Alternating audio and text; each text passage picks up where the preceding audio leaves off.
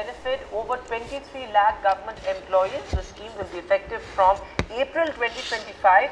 Government says that the employees and central government employees particularly will be given an option between the NPS and the UPS, but this is certainly a significant move because there will be a 50% of the salary as assured pension, so a welcome move certainly for government employees. My colleague Sunil Prabhu spoke exclusively to the man who has really formulated and driven this policy and who is now the Cabinet Secretary Designate, TV Somanathan. Listen to what he had to say. I'm joined by somebody who was part of the entire and really worked on the new architecture. Many congratulations, Mr. Somanathan. You're also Cabinet Secretary Designate. How do you respond to this entire process in terms of how you were able to evolve consensus among states? It was a very elaborate process, and then we had excellent cooperation both from the state governments and from the employees in the joint consultative machinery. We've been able to arrive at an acceptable solution which is both fiscally prudent, fair to the citizens, and also fair to the employees. You were very careful to say that people should shift to most people. Like, why do you say that? Can you explain? Because people who are watching us will want to know why they should. People will have to make their own decisions.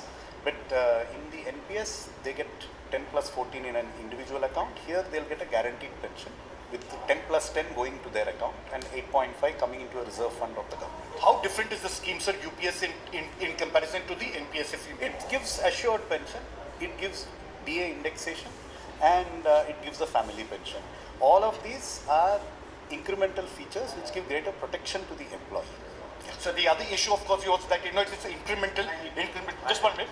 Incremental to the people in terms of things. How do you work that out? When you we have done it through an actuarial calculation. We've done detailed actuarial calculations which have indicated how much needs to be contributed. Right. Thank you very much. Here it was Mr. TV Somanathan who really looked at the new architecture. Hello friend, SL coaching classes में आपका स्वागत है।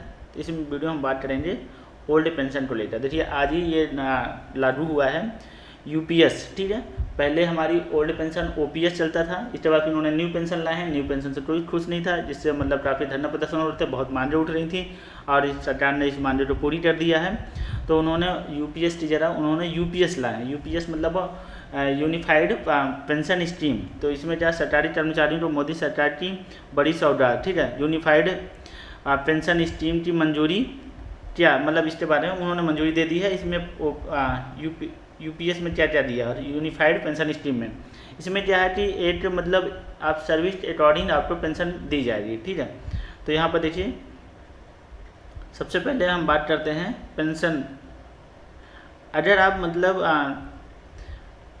10 साल से कम service करते हैं, यहाँ पर देखिए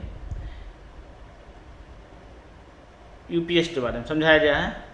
अगर 10 साल से कम नौकरी करते हैं, ठीक है, 10 साल नौकरी करते हैं या 10 साल से कम, तो आपको 10,000 प्लस डीए आपको पेंशन मिलेगी। अगर 25 साल तक आप नौकरी करते हैं, 25 साल मतलब कि आप जैसे मान लो नौकरी 35 साल में लगा है, तो 35 साल से 30 में रिटायरमेंट होता है या 62 में रिटायरमेंट मान लीजिए, ठीक है। तो आपने जैसे 27-28 साल या 25 साल नौकरी की है तो आपको पूरी पेंशन दी जा रही है। पूरी पेंशन का मतलब है जैसे आपको ओल्ड पेंशन में क्या था कि 50% मिलता था, ठीक है, 50% प्लस डी। जैसे मान लो 1 लाख से रिटायर हुए हैं, 1 लाख आपका सैलरी है तो आपको 50,000 करीब पेंशन मिलेगी। तो ये मतलब बिल्कुल वही सेम है, बस इसमें से थोड़ा क्या है इन्होंने अलग अलग कर दिया है, ठीक है।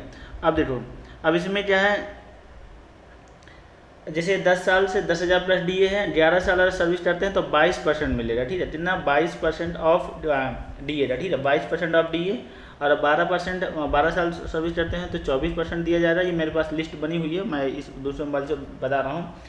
और इसके बाद 13 साल है तो 26% है, और इसके बाद फिर 14 साल है तो 28%, 15 साल है तो 30%, और 16 साल है तो 32%, 17 साल है तो 34% आपको मिलेगा, ठीक है। इसके बाद फिर 18 साल है तो आपको 36%, मतलब वही जस्ट मतलब 2 का मल्टीप्लाई कर दिया है। अगर 25 साल आप नौकरी करते हैं तो आपको 50% पेंशन मिलेगी, मतलब पूरी पेंशन आपको दी जाएगी, ठीक है। अगर पेंशन धारक की मौत हो जाती है, ठीक है, अगर मान लीजिए पेंशन धारक की मौत हो जाती है, जैसे मान लो आपकी मौत हो जाती है तो आपके मतलब जो वाइफ को जो पेंशन मिलेगी वो कितने मिलेगी पेंशन, पत्नी को जो पेंशन मिलेगी वो 60% पेंशन दी जाएगी। अभी तक क्या था तो मतलब पत्नी को कितना मिलता था, पत्नी को 50% मिलता था, ठीक है। अब इनको पत्नी जो मतलब 60% कर दिया, ये बहुत अच्छी बात है गर्ल्स के लिए। मतलब ये है कि अगर उनके हस्बैंड के मरने के बाद जो पेंशन हो रही है वो उनको 60% दी जाएगी। इसके बाद फिर देखिए आखिर सबकी मतलब जो भी मांगे थी अल्टीमेटली पूरी हो रही है। ये न्यूज़ है, अभी वायरल हुई है और ये मोदी सरकार ने इसको मांग को पूरी कर लिया है। Thank you